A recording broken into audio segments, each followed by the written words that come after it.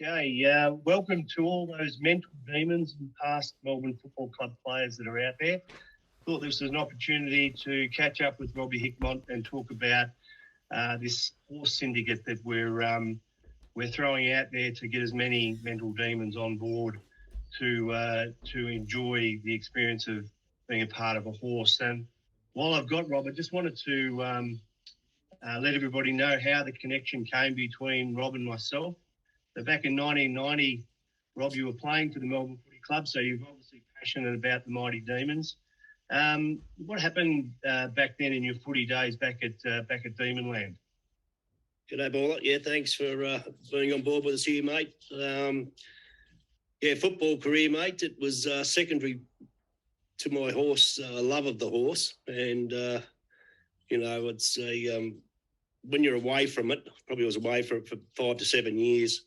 Obviously grew up with horses all my life with my dad at Gunawati. He's a horse trainer and, prominent over in South Australia now. But, that 5 to 7 years was the real itch you couldn't scratch. And, the only way you could scratch it, I suppose, was having a punt. So, it was a bit of a race to get back to the massage tables with Yater and I getting the Sportsman and the Sporting Globe and getting a massage whilst reading the Sporting Globe and getting the bets ready for Saturday. But, probably didn't. So talking about that, I remember at training with obviously Yater was didn't mind a punt. There was a few of the other boys that didn't mind a punt. But I remember taking you from training after one night and dropping you off at the TAB, and I haven't seen you since. What have you been doing?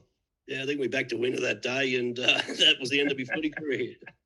I think we played out in the final out at Waverley one day, and the old man had a horse in that ran fifth in the Adelaide Cup, and it was first up over 1,400, and everyone thought it was too short. But little did they know he'd won a 1,000-metre race first up before, and we got 10-1, and I think it was three-quarter time. Yater come racing down to see me saying I'd shit in, so it was a...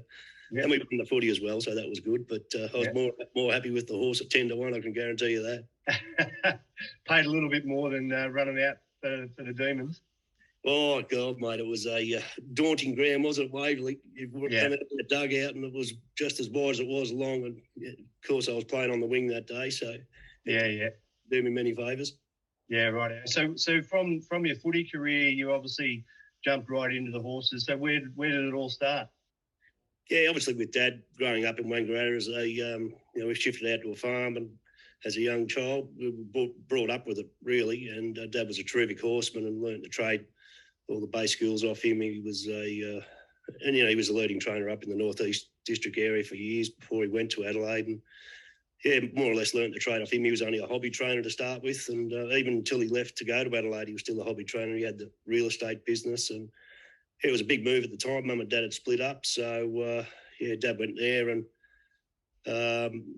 that's when my footy career just started to go somewhere. I wanted to be a jockey till I was 16 and grew a foot, so that was straight out the door. So decided to play footy, and when Dad left, it made it a bit easier too. I wasn't going to follow his footsteps directly. I thought I'd give footy a go. So, but went to Essendon first, and the work ethic there wasn't real flash either. It wouldn't have liked to be one of my horses, I tell you. I would have got it sharpen up.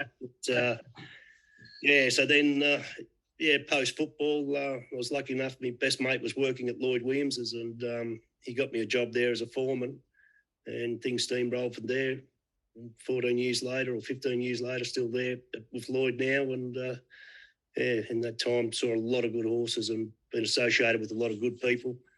And you really learn a hell of a lot. Lloyd himself learns off the best. He's a sponge and associates himself with all the best. Aidan O'Brien in particular has given him so much advice, and it's a pleasure to be there. I can guarantee you that too. Yeah, right. Yeah. So at the end of, obviously last year was an exciting year for the Melbourne going through and breaking that 57 premiership drought. So winning cups is obviously what everyone enjoys, and it brings everybody back together in connection. The connection of everybody that was involved was outstanding last year, and obviously wanting to continue that. And this was sort of one of the things that came out of that success from the footy club's point of view with all of us. You've obviously had a fair bit of success training some winners. Is there one in particular that is most memorable for you? You've got a couple of Melbourne Cups and you can see in the back there a couple of Melbourne Cup winners. Is there one particular win that's most memorable? I think the 2016 Melbourne Cup,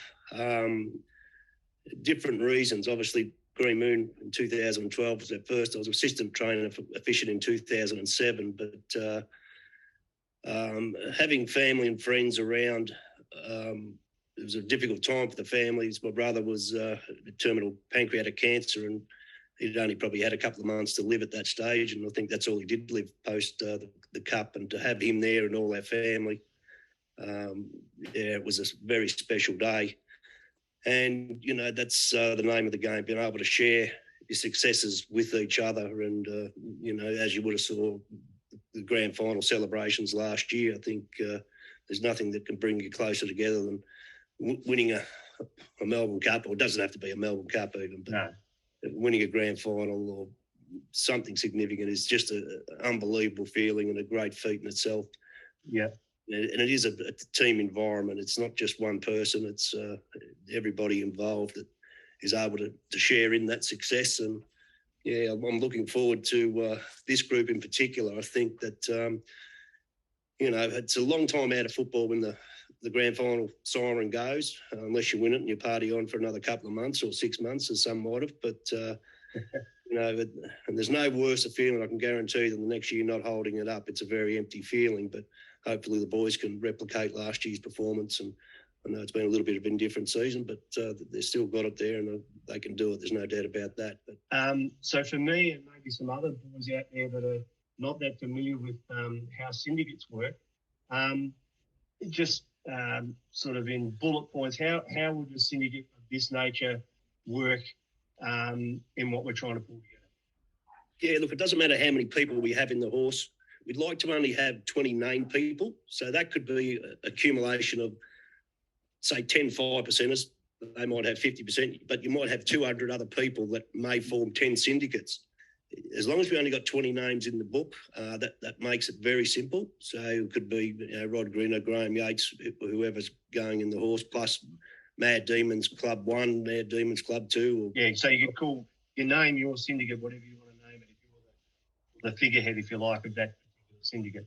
Exactly. And it really, it's catered to the people, how much money you want to tip into the horse, you know, and, you know, the overheads of running a horse in a bigger scheme of things is, it's not too, you know, harsh on the pocket as well. If you take the horse and you go into the syndicate, that, you know, that's all the training fees you pay. And obviously that's all the prize money you get as well. But it's more about having fun and connecting with people, and especially when the footy season does finish. And, you know, as I say, it's a long wait.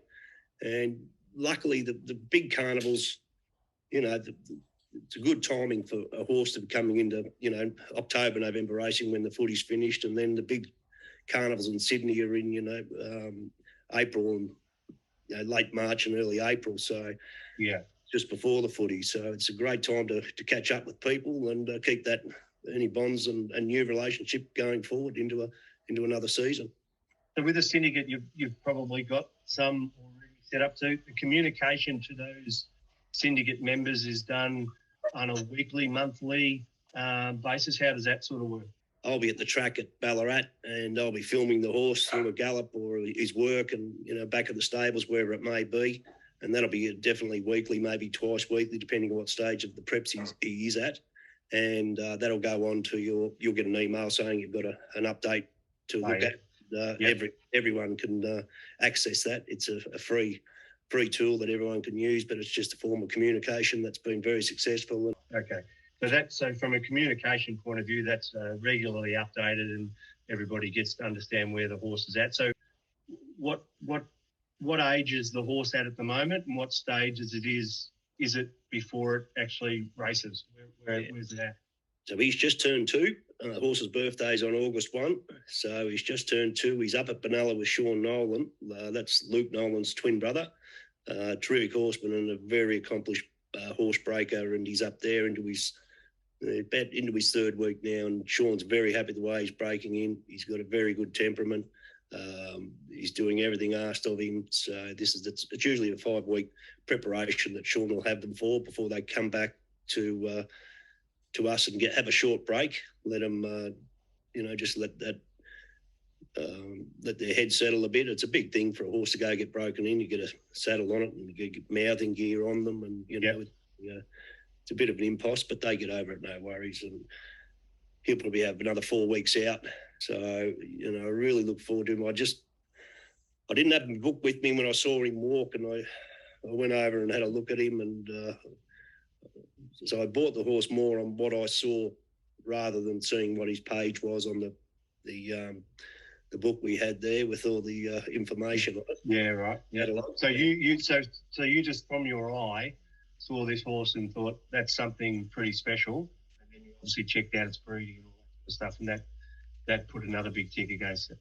The good ones always stick in your head, and this horse just reminded me of a lot of good horses with his walk and his mannerisms. And as I said, I might have said in the other video we put out, he was a horse that once I saw him, I had to have him. And Archie Alexander at Ballarat, he was the underbidder, and he was filthy that we got him. He really was.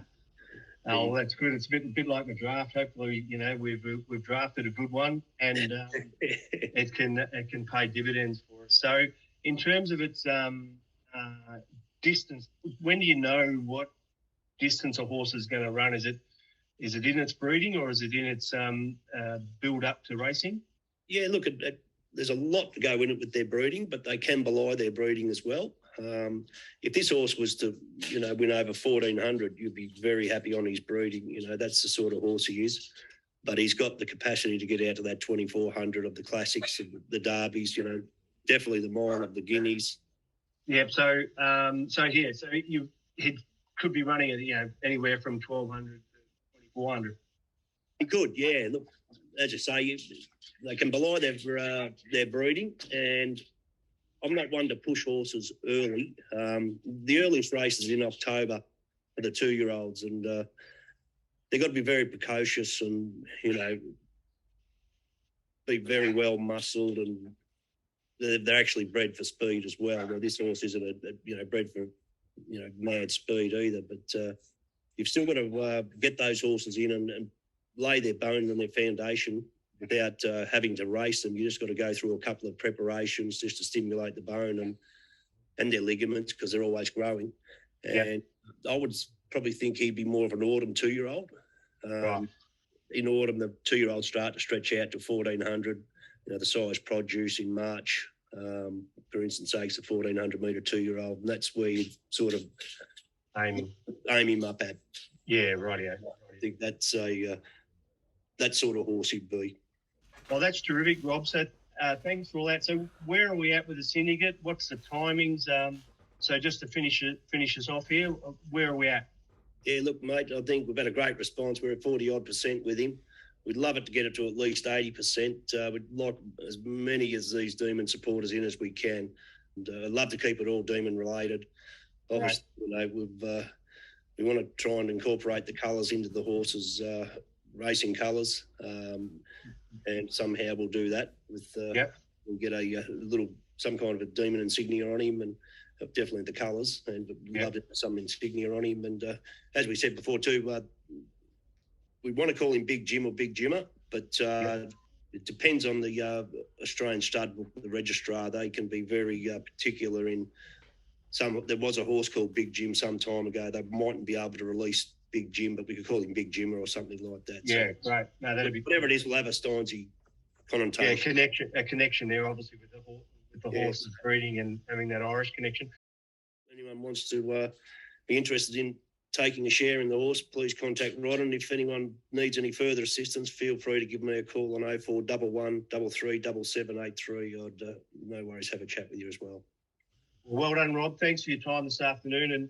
And to all those that are listening to this, you would have received an email, obviously, because you're listening to it. So if you want to get in touch with me and get a part of this exciting little syndicate that's got all these mental demons, past players, Melbourne supporters involved, get in touch with me as soon as you can, and we'll keep you updated as we go along.